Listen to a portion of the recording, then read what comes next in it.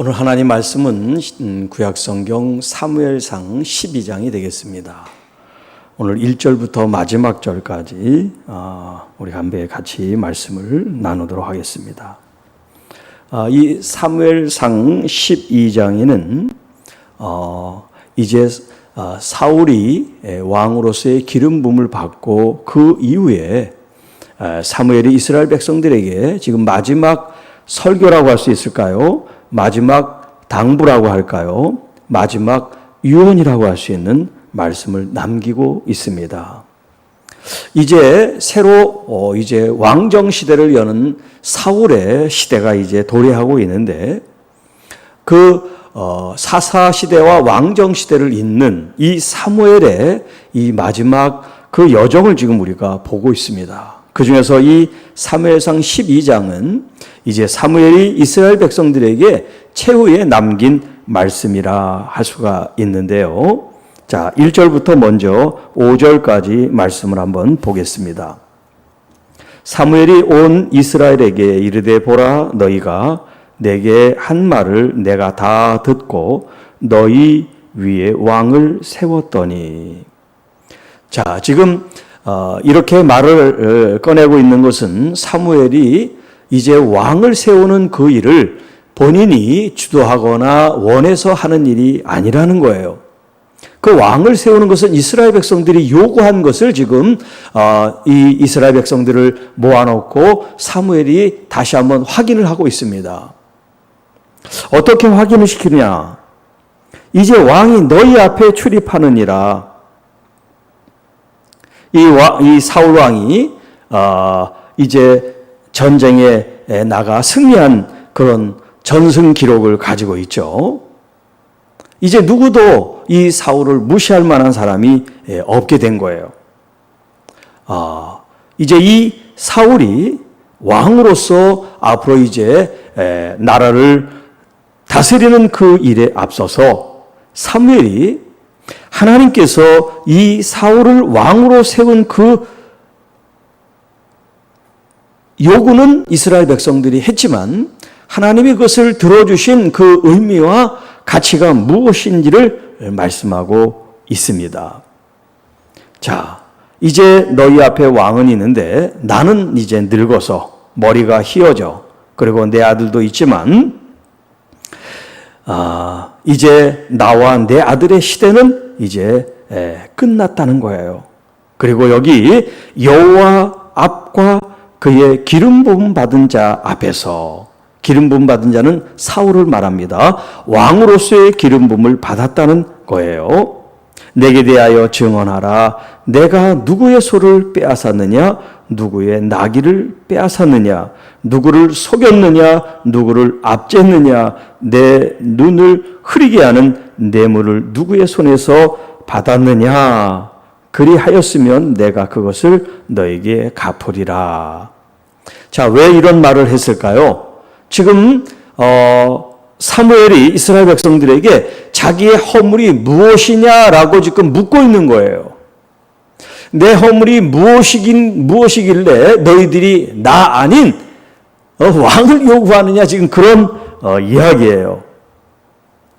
물론 이 사무엘은 어릴 때부터 헌신돼서 이제 나이 많은 그런 노인이 될 동안 그야말로 그 어떤 사람보다 신실하게 하나님의 말씀을 지킨 하나님의 사람이에요.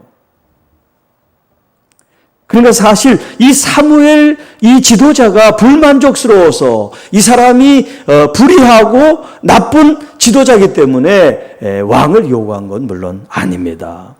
그렇지만 이 사무엘 자신은 마치 자격지심처럼 내가 부족해서, 내가 못나서, 내가 악을 행해서 나를 이렇게 배척하나 하는 그런 마음을 갖길 수가 있겠죠, 인간적으로. 자, 거기에 대해서 이스라엘 백성들이 이야기하기를 4절에 당신이 우리를 속이지도 아니했고 압제하지도 아니하였고 누구의 손에서든지 아무것도 뺏은 것이 없습니다. 자, 이 한마디로서 지금 이스라엘 백성들은 왕은 아니지만 사사로서 사무엘을 존경하고 그 지도록에 대해서 순종하고 있다는 것을 말해주고 있어요. 5절 사무엘의 백성이 이르되 너희가 내 손에서 아무것도 찾아낸 것이 없음을 여호와께서 너희에게 대하여 증언하시며. 자, 너희들이 그렇게 얘기하지만 사실은 하나님께서도 나를 그렇게 생각하신다는 거예요. 하나님이 내 증인이 되신다. 굉장히 정말 엄청난 얘기를 하고 있죠. 하나님이 내 증인이시다. 우리 아이들 말 중에 빼박이라는 말이 있어요. 빼박. 빼도 박도 못한다는 거죠. 아주 명확하기 때문에, 정확하기 때문에 증거를 딱 들이대면서 얘기한단 말이에요. 이 땅의 사람들은 위증도 하고 교사도 하고 거짓도 하고 수수도 부리고 이제 여러 가지 그런 측면이 있지만 하나님이 내 증인이시라고 그럴 때 여러분, 하나님이 시건치 하시는 하나님이 내 증언이라고 하는 이 말이 얼마나 값지고 또 대단하고 그리고 함부로 할 수 없는 말인가 하는 것을 생각하게 되지요. 그만큼 이 사무엘의 이 지도자로서의 삶이 당당하다는 거예요. 떳떳하다는 거예요. 의롭다는 거예요. 무슨 자기의 어떤 그 공의, 자기 자신의 의를 드러내려고 하는 것이 아니라 자기의 삶이 이렇게 하나님 앞에서 올곧게 또 하나님의 말씀대로 살았다는 것을 지금 이렇게 자신 있게 얘기하는 측면이 있다고 할 수 있겠습니다. 자, 또한 그의 기름 부음 받은 자도 오늘 증언하였느니라. 그들이 이르되 그가 증언하시나이다. 그러니까 하나님께서나 또 왕으로 기름 부음 받은 사무엘이나 지금 이 사울에 대해서 이스라엘 백성들 앞에 마치 공증을 세우는 것처럼 공적으로 증언하는 그 일에 대해서 이스라엘 백성들조차도 거기에 지금 화답하고 있습니다. 아무도 이 일을 제기하지 않습니다. 자, 6절부터 이제 18절 말씀. 사무엘이 백성이 이르되 모세와 아론을 내세우며 너희 조상들을 애굽 땅에서 인도하여 내신 이는 여호와이시니. 자, 하나님께서 이 애굽 땅에 430년 동안 이스라엘 백성들이 종살이를 했는데 지금 그들이 누구냐면 현재 이 말을 듣고 있는 이스라엘 백성들의 조상이란 말이에요. 조상. 물론 몇백 년 전의 일이었지만 그 조상들을 하나님께서 인도해내신 그분이 여호와시라는 거예요. 그런즉 가만히 서 있으라.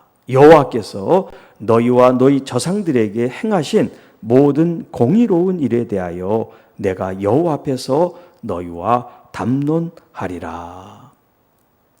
자, 이 지금 6절 이하에 있는 이 말씀은 아까 첫 번째 말했던 1절부터 5절까지는 지금 왕을 요구하는 이스라엘 백성들에게 사무엘이 자기에 대한 얘기를 하고 있어요. 내가 무엇을 잘못했기에 너희들이 왕을 요구했느냐라는 그런 지금 질문을 하고 있는데 또 거기에 대해서 내가 하나님께나 사람들에게 아무런 잘못이 없음에도 불구하고 이제 하나님께서 왕을 세우셨다는 것을 지금 너희들도 알고 있다라고 하는 그런 이야기고요. 6절 이하는 이제 자기가 아닌 여호와 하나님이 어떤 분이신데 너희들이 왕을 요구했다. 그걸 지금 얘기를 하고 있는 장면이에요.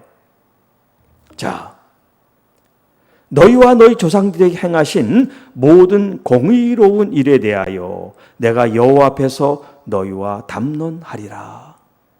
자, 아까 사무엘이 자기가 누구 소를 빼앗았느냐, 나귀를 빼앗았느냐, 내가 누구를 속였느냐, 압제했느냐 이런 얘기를 한 것은 내가 어떤 불의한 것이 있느냐, 내가 지도자로서 무엇을 속이거나 잘못한 게 있느냐라고 묻는데 지금 하나님께 대해서 마찬가지로 묻기를 뭐라 그러냐면 너희 조상들과 너희들의 행하신 모든 공의로운 일에 대하여 여호와께서 혹은 잘못한 일, 불의한 일이 있었더냐 너희들과 내가 오늘 그 일에 대해서 자세하게 지금 토론을 하자 그 말이에요. 하나님에 대해서.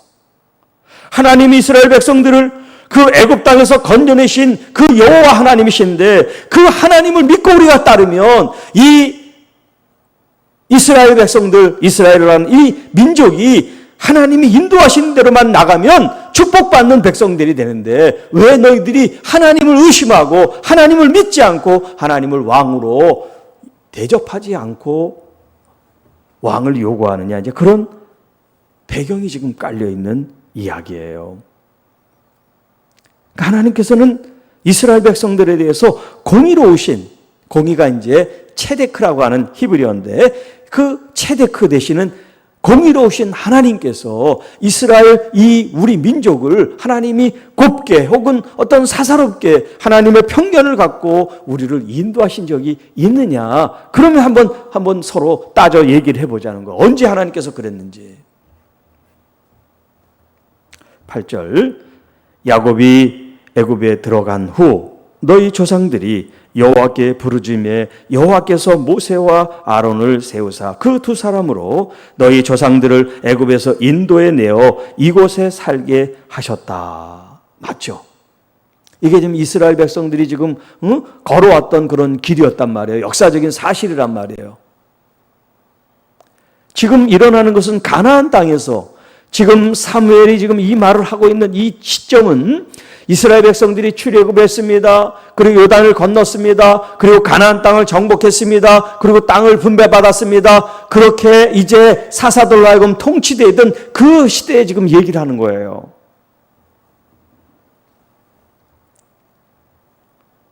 자, 이렇게 하나님이 가나안 땅에 이스라엘 백성들을, 그 원주민들을 다 몰아내시고 그 땅을 12지파에 분배하신 그 하나님이 계신데, 그러나 그들의 하나님을 잊었느니라.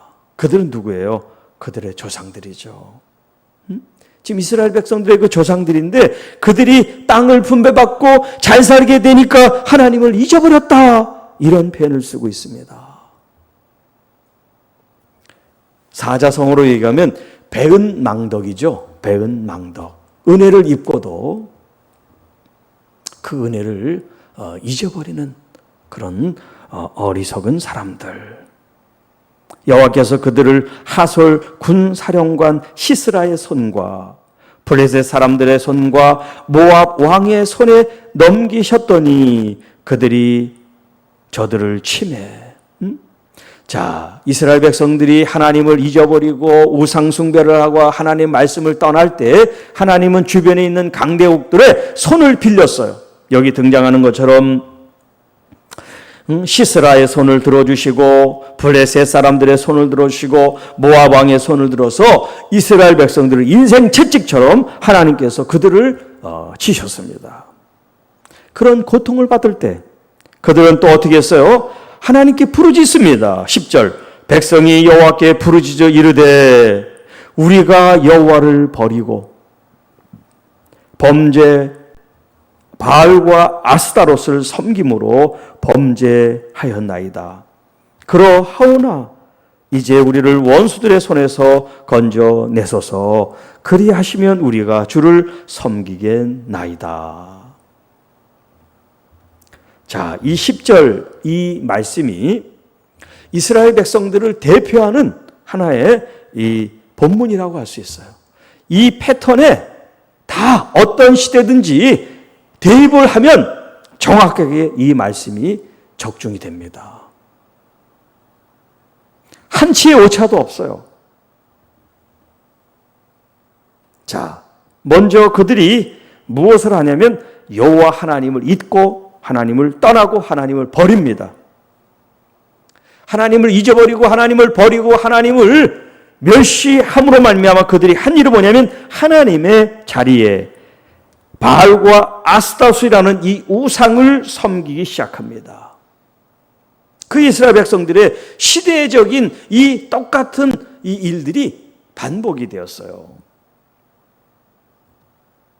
자, 이렇게 하나님이 계셔야 될 자리, 하나님을 섬겨야 될 그 중심에 하나님이 그렇게 가증히 여기시고 나 외에 다른 신을 두지 말라고 말씀하시는데도 불구하고 그들은 우상 숭배에 빠지게 됩니다. 그때 하나님은 이제 그들을 이제 정신 차리게 하기 위해서 블레셋이나 모압이나 주변에 있는 열국들을 통해서 이스라엘 백성들을 치게 하신답니다. 그러면 또 그 고통이 몇 년이 지속돼요. 그런 침략과 약탈과 그런 고통이 몇 년이 지나되면 그들이 두 손을 들고 하나님께 또 부르짖습니다. 하나님이 이 원수들의 손에서 우리를 건져 주십시오. 우리를 불쌍히 여기십시오. 이렇게 주님께 SOS 구원 요청을 이제 하게 됩니다. 그럼 하나님께서 이제 하나님의 종, 하나님의 사람 사사를 통해서 이스라엘 백성들을 그 블레셋이나 그 이외의 다른 외적들의 손에서 구원을 주세요.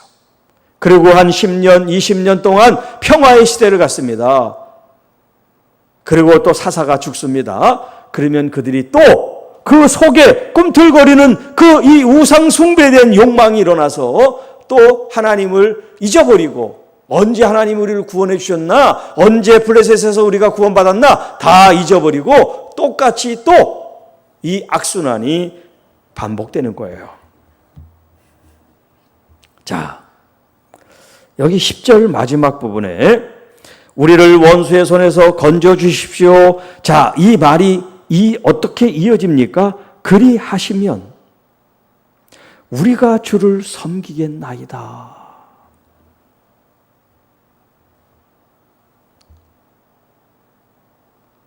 자, 자기들이 하나님을 버리고 우상 숭배를 해서 그런 고통을 받을 때 두 손 들고 하나님 구원해 주세요가 아니라 뭘 해야 돼요? 회개를 해야죠. 회개를. 하나님을 잊고 우리가 하나님을 따르지 않고 우상 숭배를 했습니다. 이 죄가 너무 큽니다. 용서해 주세요. 그런 기도를 했어야죠. 그런데 이스라엘 백성들은요, 뻔뻔스러워요. 뻔뻔스러워. 하나님께서도 목이 곧은 백성이다. 스터번. 이 아주 목이 굳은 그런 견고하고 완악하고 완고한 민족이다. 그렇게 얘기를 하실 정도란 말이에요.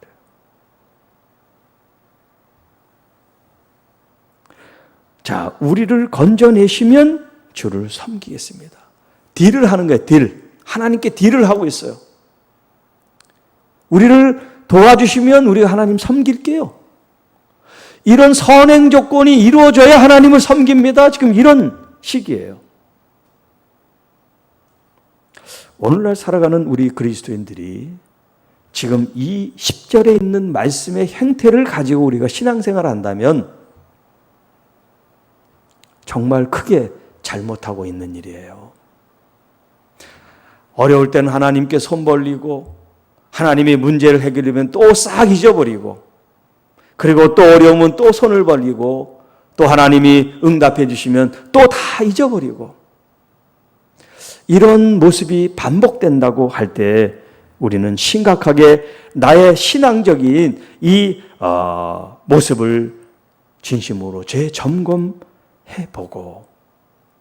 어디서부터 하나님과의 관계가 이렇게 형식적이고 외식적이 되었는지를 우리가 한번 따져보고, 진실로 하나님을 믿는 믿음이 무엇이고 믿음의 삶이 무엇인지를 진지하게 성찰하고 돌아보는 시간이 있기를 바랍니다. 자, 11절 말씀입니다. 여호와께서 여룹바알과 베단과 입다와 나 사무엘을 보내사, 지금 사사들을 말씀하시는 거예요. 사사들을 하나님께서 보내셨다. 너희를 너희 사방 원수의 손에서 건져내사 너희에게 안전하게 살게 하셨다. 너희들이 그렇게 요구하고 부르짖고 불쌍한 척해서 하나님이 너희를 도와주셨어. 그리고 너희들이 뭐라 그랬어? 하나님이 우리를 이렇게 구원해 주시면 하나님을 섬기겠습니다. 너희들이 그렇게 말을 했지? 그래서 하나님이 하나님의 사사들을 통해서 너희들을 건져냈어. 그러나 너희들은 어떻게 했느냐는 거예요. 12절. 너희가 암몬 자손의 왕 나하스가 너희를 치러옴을 보고 너희의 하나님 여호와께서는 너희의 왕이 되심에도 불구하고 너희가 내게 이르기를 아니라 우리를 다스릴 왕이 있어야 하겠다 하였도다. 궁극적으로 하나님께서 이런 주변에 있는 열국들이 침략하지만 하나님은 그들을 물리쳐 주시는 하나님이시고 평화를 주시고 안정된 삶을 살게 하셨지만 그들이 하나님을 믿지 못하고 왕을 요구했다는 거예요. 지금 왕을 요구한 이 컨텍스트, 이 지금 배경 상황에 대한 말씀이 등장하고 있어요. 너희가 내게 이르기를 아니라 우리를 다스릴 왕이 있어야 하겠다. 13절, 이제 너희가 구한 왕, 너희들이 그렇게 찾은 왕을 보라. 13절, 여호와께서 너희 위에 왕을 세우셨느니라. 자, 비록 왕이 육신의 사람으로 왕이 세워졌지만 그러나 너희들은 보이지 않는 하나님을 보이지 않는다고 무시하거나 떠나서 살면 안 된다라고 하는 마치 최후 통첩 같은 그런 경고의 메시지를 전합니다. 14절로 16절 말씀, 너희가 만일 여호와를 경외하여 그를 섬기며 그의 목소리를 듣고 여호와의 명령을 거역하지 아니하며 또 너희와 너희를 다스리는 왕이 너희 하나님 여호와를 따르면 좋겠지만은 너희가 만일 여호와의 목소리를 듣지 아니하고 여호와의 명령을 거역하면 여호와의 손이 너희의 조상들을 치신 것 같이 너희를 치실 것이라. 너희는 이제 잠잠히 서서 여호와께서 너희 목전에서 행하신 이 큰 일을 보라라고 말씀하세요. 자, 이 14절부터 16절 이 세 개의 절에는 두 가지의 말씀이 담겨 있는데요. 하나님을 경외하고 하나님을 따르면 이제와 같이 하나님이 그들을 안정되게 복되게 하시지만 하나님의 말씀을 거역하면 하나님의 심판을 받게 된다는 거예요. 누구처럼? 그들의 조상처럼. 그러니까 사실 현재 살아가는 우리들은 우리 앞서 살았던 이 사람들의 삶이 뭐냐면 우리가 마치 풀어야 될 문제를 이미 하나님께서 다 답을 제시해 준 거예요. 왜냐하면 그들이 어떻게 살고 어떤 방식으로 하나님을 섬겼을 때 하나님의 복을 받고 하나님의 저주와 하나님의 징계를 받았는지 이미 다 답안지가 나와 있어요.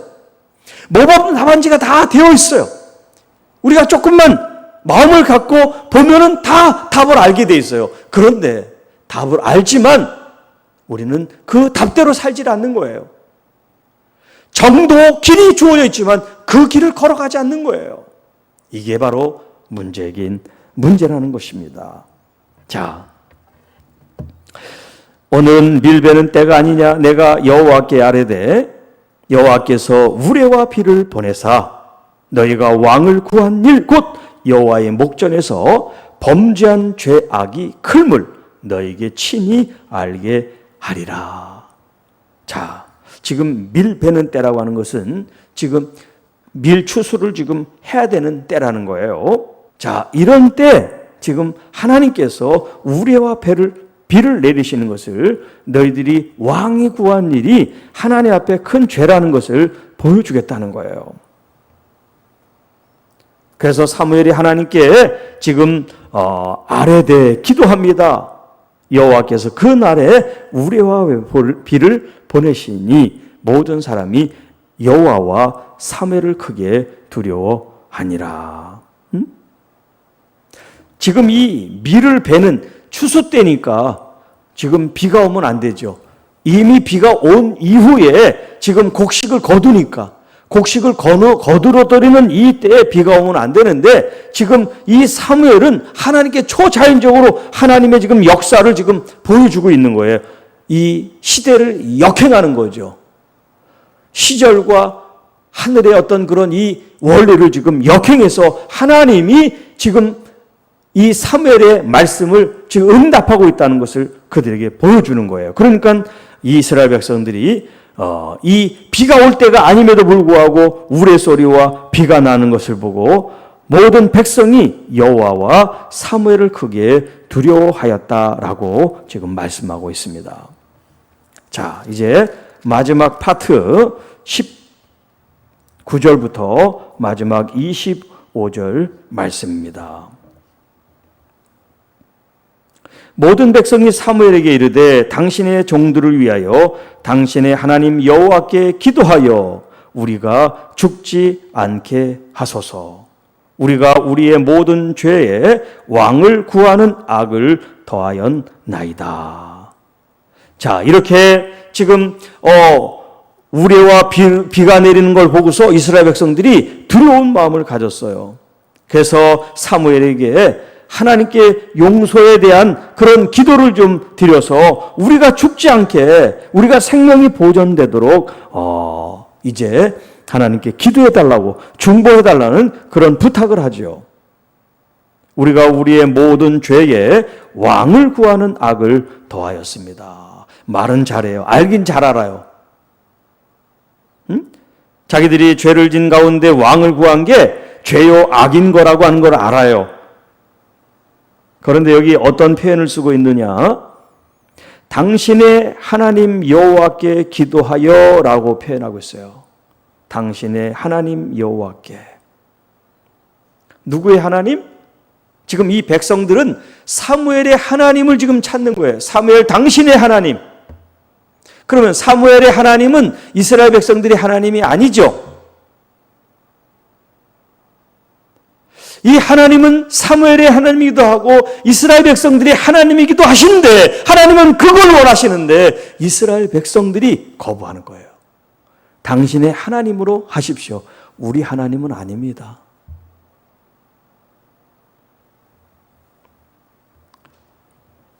여러분, 우리가 신앙생활하는데 우리 개인의 이 고백과 또 하나님과의 관계, 릴레이션십, 하나님과의 이 관계가 얼마나 우리 믿음 생활에 있어서 중요한지 우리가 알아야 되는 대목이에요.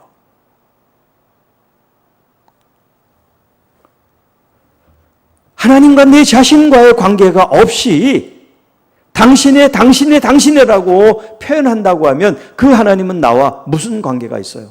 없는 거죠.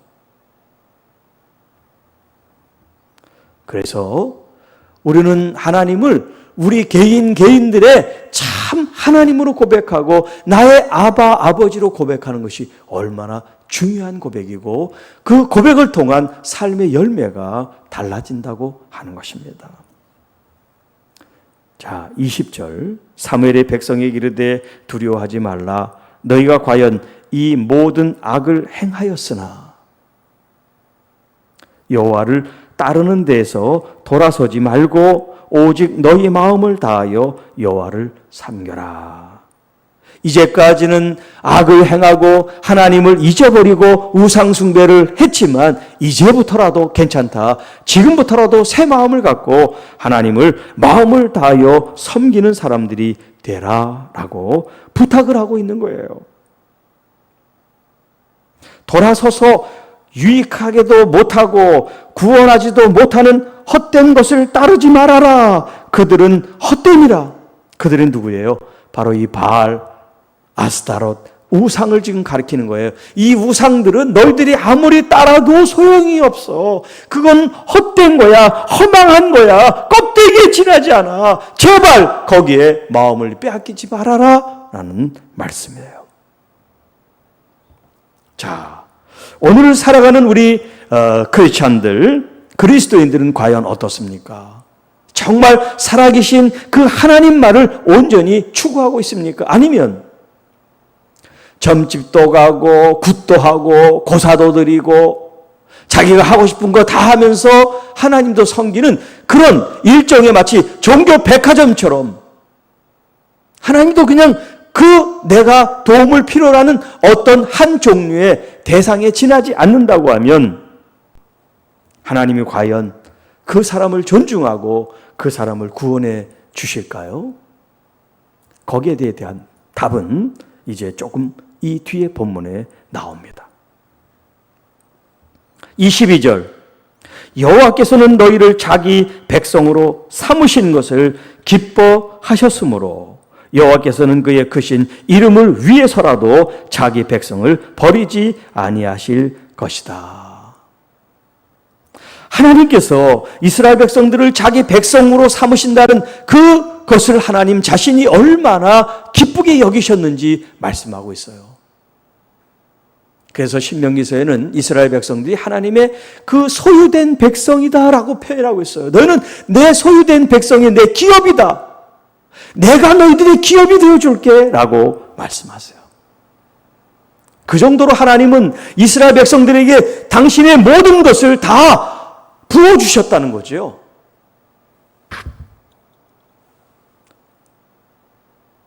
그래서 거기서 말하는 이 소유라고 하는 단어를 쓸 때 그 소유라는 단어가 이 세상에서 가장 귀하고 귀한 것을 지칭할 때 소유라는 이제 단어를 쓰는데 하나님께서 이스라엘 백성들에 대해서 그런 표현을 쓰세요.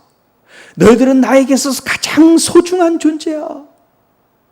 너희들은 나에게 있어서 그 무엇과도 바꿀 수 없는 그런 대상들이고 존재들이야. 그런 하나님에 대해서 우리는 어떤 마음을 갖고 있느냐 하는 거예요. 하나님은 정말 우리를 너무나 아끼고 사랑하셔서 당신의 아들 독생자를 십자가에 내어주며 그 생명을 통해서 우리를 사셨고 우리를 하나님의 자녀로 아버지라고 하고 하나님의 자녀가 되는 그 특권, 권세, 그 신분과 권위를 우리에게 주셨는데 그렇게 받은 우리는 과연 그 하나님께 어떤 마음과 자세로 섬겨 나가고 있느냐라고 하는 질문이에요. 나는 너희를 기도하기를 쉬는 죄를 여호와 앞에 결단코 범하지 아니하고 선하고 의로우신 길을 너희에게 가르칠 것인즉 너희는 여호와께서 너희를 위하여 행하신 그 큰 일을 생각하여 오직 그를 경외하며 너희의 마음을 다하여 진실이 섬기라. 자, 지금 20절과 24절에 같은 지금 의미의 말씀을 하고 있어요. 이스라엘 백성들이 정말 해야 될 일은 딱 한 가지밖에 없어요. 오직 여호와 하나님을 경외하는 거예요. 그 경외함이 뭐냐면 마음으로부터 우러나와서 주님을 진실히 섬기는 거, 이게 하나예요. 경외 따르고 섬김 따로 있는 게 아니에요. 이게 바로 하나예요. 진심으로 주님이 나를 그렇게 생각하시고 나를 그렇게 존중히 여기시고 나를 사랑하시는데 내 마음도 주님께 빼앗기는 거, 주님만 바라보는 그 마음을 주님은 애타게 찾고 있다는 거예요.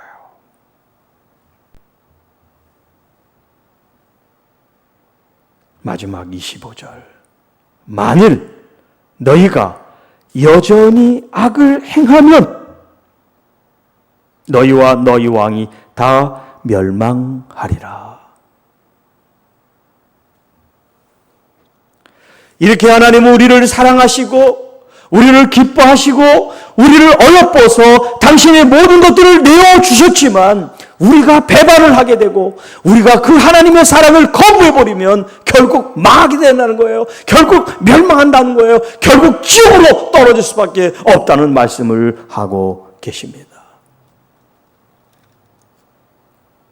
그러니까 하나님의 사랑을 받고 은혜를 받고 하나님이 정말 우리를 위해서 그렇게 희생하시고 모든 것을 다 헌신하시는 그 하나님에 대해서 과연 나는 어떤 마음과 자세를 가지고 그 하나님을 섬기느냐? 우리가 여기에 오늘 우리의 믿음에 관심과 초점을 둬야 됩니다. 하나님이 나한테 무엇을 했지? 왜 안 하시지? 왜 응답 안 하시지? 왜 날 이렇게 혼자 두시는 것 같아? 그런 생각을 여러분 버리시기를 바랍니다. 이미 족합니다. 하나님이 하신 일이 족합니다. 왜냐하면 죽을 수밖에 없는 당신이, 지옥 갈 당신이, 하나님의 영원한 심판받을 당신이 구원받았기 때문에 하나님께 더 요구할 게 없다는 거예요. 그것으로 만족할 수 있습니까? 정말 그것 하나로만 기쁨을 유지할 수 있습니까? 그렇다면 당신은 진짜 크리스찬입니다. 진짜예요. 그 마음만 가지고 있으면 가난해도 가난하지 않습니다. 아파도 병들어 죽지 않습니다. 하나님이 돌보시니까요. 하나님이 복을 주시니까요. 하나님을 그렇게 열렬히 사랑하고 하나님만 바라보는 그를 하나님이 이 땅에서 망하게 거지처럼 형편없이 살게 두지 않으신다는 걸 믿으시기 바랍니다. 정말 이 땅에 믿음 있노라 라는 얘기하는 사람들이 참 많이 있죠. 또 말씀에 대해서, 신학에 대해서 나는 이렇게 아노라 하고 떠버리고 자랑하는 사람들이 또 얼마나 많이 있습니까? 그것이 부럽습니까? 여러분도 그렇게 되기를 원하십니까? 정말 제가 부러운 건 하나님에 대한 말씀의 지식이 많고 또 정말 그것을 철학적으로 신학적으로 잘 풀어줘서 사람들에게 정말 말씀을 잘 전하는 그런 사람이 되고 싶은 그런 마음이 아니에요. 그런 지식이나 학식도 아니에요. 정말 제가 부러운 건 하나님만 바라보며 주님 앞에 머물러 사랑할 수 있는 그 자세, 그런 삶을 저는 본받고 싶고 따르고 싶어요. 주님만이 전부이십니다라고 진짜 그 고백이 삶이 되는 그걸 원합니다. 그렇다고 해서 이 세상의 일을 아무것도 안 하고 무리 도식하면서 신선 노름하듯이 하나님만 바라본다는 그런 뜻이 아니에요. 우리에게 주어진 사역을 얼마든지 하면서 내 마음 중심에 사람에게, 물질에, 사역에 사람들이 어떤 그런 업적이나 칭찬이나 명예에 내 마음을 빼앗기지 않고 주님께 내 마음을 집중할 수 있는 것, 그것이 나를 흥분시키고 나를 위대하게 만드는 것이 아니라 주님과 내 관계만이 주님이 나를 알아주시고 내가 주님을 더 경외하고 섬기는 그것만이 나에게 중요한 가치가 있다는 걸 내 스스로 인정하고 깨닫는 그거에 초점을 맞추고 있다는 거죠.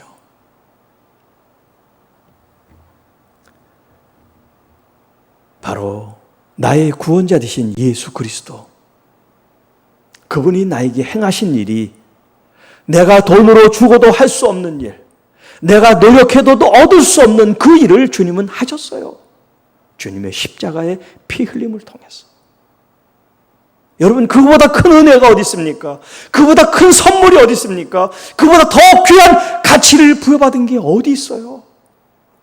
이 하나만으로도 우리는 먹지 않아도 배불러야 돼요.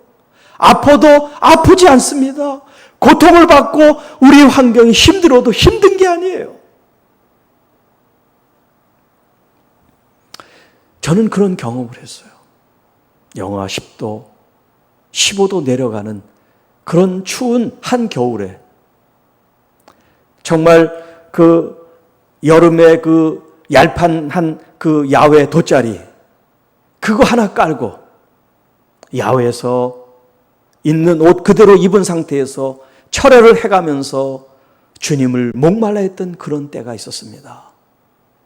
나중에 보면 손끝과 콧끝, 발끝이 다 동상에 걸려서 그렇게 내 자신의 육신적인 고통이 오지만 주님을 바라보는 그 마음은 추야 그 어떤 위협도 내 마음을 빼앗아갈 수 없었다는 거예요. 그렇게 주님을 초점을 맞추고 주님이 저에게 보여주신 그 사랑에 제가 붙잡혀서 하나님 앞에 내 삶을 드리는 그런, 지금 생각하면 훈련이죠. 그때는 훈련이 아니라 처절한 저의 삶이었으니까, 그것만이 제게 주어진 삶이라고 생각했으니까. 그런데 지금 생각해 보면 그것이 과정이었고 훈련이었고 하나님이 저를 연단하시는 방법이셨어요. 오늘 이 사무엘상 12장 이 말씀 속에 나를 구원하신 예수 그리스도의 그 사랑을 발견하게 됩니다. 나는 너에게 어떻게 했는지를 아느냐? 마치 사무엘이 지금 이스라엘 백성들에게, 과거의 너희 조상들에게 하나님의 그 출애굽 가운데 또 가나안 땅에서 어떤 큰 일을 했는지 너희들 아느냐? 그런 은혜를 입고도 어떻게 하나님을 잊어버릴 수가 있어? 그런 사랑을 받고도 어떻게 하나님을 잊고 우상 숭배를 할 수가 있어? 지금 이 노 사도가 말이죠. 언제 또 이런 말씀을 전할 기회가 있는지 모르는 그 순간에 이런 지금 말씀을 하고 있다는 거죠. 여러분, 오늘 이 말씀을 들을 기회가 있는 여러분들은 복된 줄 믿습니다. 이 영상을 시청하는 여러분들은 복받은 줄 믿으세요. 왜? 주님만 바라볼 수 있는 그 지금 요청을 다시 한번 받고 있잖아요. 여러분 가정에서, 일터에서 내 주변의 삶이 얼마나 복잡하고 또 많은 것들이 얽혀설켜 있습니까? 그럼에도 불구하고 그런 것들의 정신을 빼앗기지 않고 우리 주님께 더 마음을 드릴 수 있는 그 시간이 되어야 됩니다. 코로나가 빨리 끝나지 않습니까? 코로나가 언제 끝날지 모르는 두려움이 있습니까? 상관하지 마세요. 주님만 바라보시면 코로나 아니라 더한 것이 우리한테 몰려올지라도 여러분 나와는 상관없는 삶이 될 수 있습니다. 주님을 바라보세요. 주님 한 분으로 만족하세요. 그 주님이 여러분을 책임져 주십니다. 죽으면 천국 가고 무책임한 말이 아니라 내게 주어진 이 삶 속에서 부르시는 그날까지 주어진 일 열심히 하세요. 교회에서든 일터에서든 어디서든 피하지 마시고 다만 여러분 중심의 마음에 우리 주 예수 그리스도로 인한 이 은혜를 잊지 마세요. 그리고 그분은 살아계셔서 여러분과 교제하기를 원하십니다. 주님과 친밀한 관계를 맺으세요. 주님과 더 깊은 교제를 하세요. 주님이 주시는 영적 호흡을 통해서, 성령의 충만함을 통해서, 진리의 말씀을 통해서 이 시대에 어떻게 살아야 되는지 주님의 지혜로운 음성을 여러분이 듣고 여러분의 삶의 자리에서 주님께서 주신 말씀을 담대하게, 대담하게, 강하고 용감하게 선포하며 삶으로 증거하며 나아가는 우리 모두가 되기를 주님의 이름으로 축복합니다. 기도하겠습니다.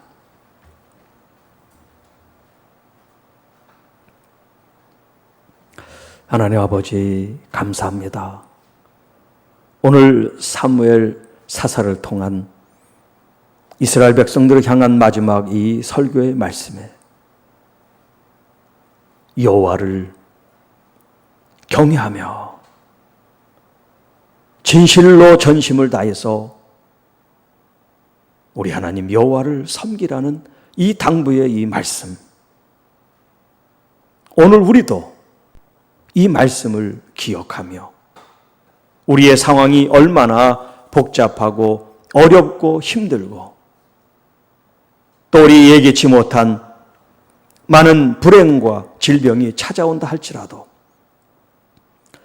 오늘 우리를 구원해 주신 예수 그리스도를 바라보며 그분 한 분으로 인하여 만족한 삶을 사는 데는 하나님 그 어떤 것도 우리의 마음을 흔들거나 요동시킬 수 없다고 하는 이 믿음의 고백과 또 그런 믿음의 삶을 살아가게 하여 주옵소서. 주님 감사합니다. 죽을 수밖에 없는 저희들을 예수 그리스도의 그 피 흘리는 십자가로 말미암아 우리를 구원해 주신 것을 감사드립니다. 이제 구원받은 이 감격, 이 감사의 삶을 주님 앞에 올려드립니다.